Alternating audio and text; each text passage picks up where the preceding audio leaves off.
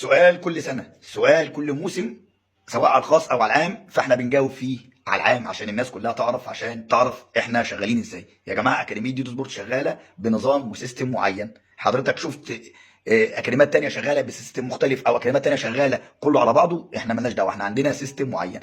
السؤال بيقول كابتن ابني ليه ما راحش اختبارات لحد الان؟ كابتن ليه ابني ما وديتوش نادي السنة دي؟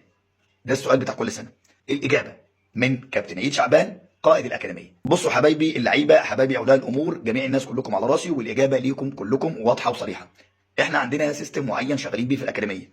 اللاعب بيجي لنا لو لسه ما اتعلمش خالص ولسه ما عندوش اي حاجه ابيض يا ورد في الكوره، بنبدا معاه نحط له برنامج تعليمي، نبدا معاه من الصفر، من اول الف في كوره، ابجديات الكوره.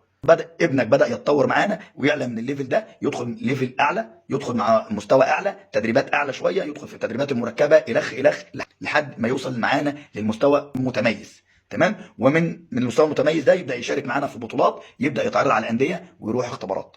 تمام. ده السيستم اللي شغالين بيه. بدايات، مرحله تطوير، مرحله تكيف، نبدا نعرض الولد وصل لليفل اعلى بقى والتوب واعلى حاجه، نبدا نسوقه لانديه.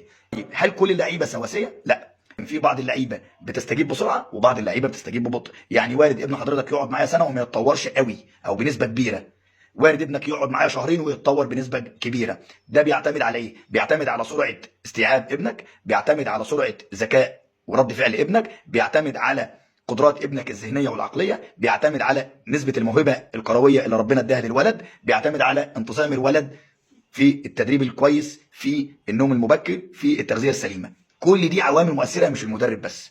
في ولد بيبقى عنده الموهبه عاليه ما بياخدش معانا وقت ويتسوق، في ولد بيبقى عنده الموهبه عاليه ولكن الاستيعاب ابطا، القدره الذهنيه عنده اقل، القدره البنيانيه الجسمانيه عنده اقل، فبيبدا تطويره او تسويق الانديه بيبقى اقل.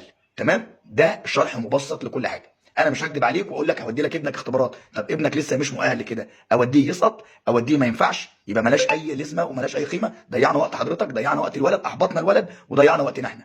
احنا لو شايفين ان الولد وصل لمرحله ان هو يلعب في نادي، احنا بناخده من ايده نوديه. احنا جالنا السنه اللي فاتت ولد مواليد 2014 قعد عندنا 3 شهور، الحمد لله تم تسويقه، بيلعب حاليا في نادي السكه الحديد.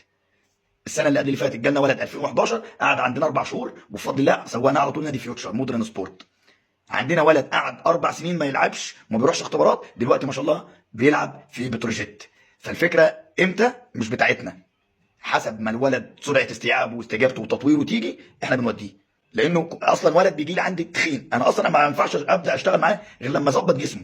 ولد بيجي لي عنده اصلا قدراته الذهنيه قليله، فلازم اول اظبط قدراته الذهنيه عشان يقدر يستوعب التمرين ببطء. لازم اتعب معاه واشقى معاه واشتغل معاه عشان يوصل للمرحله التطوير.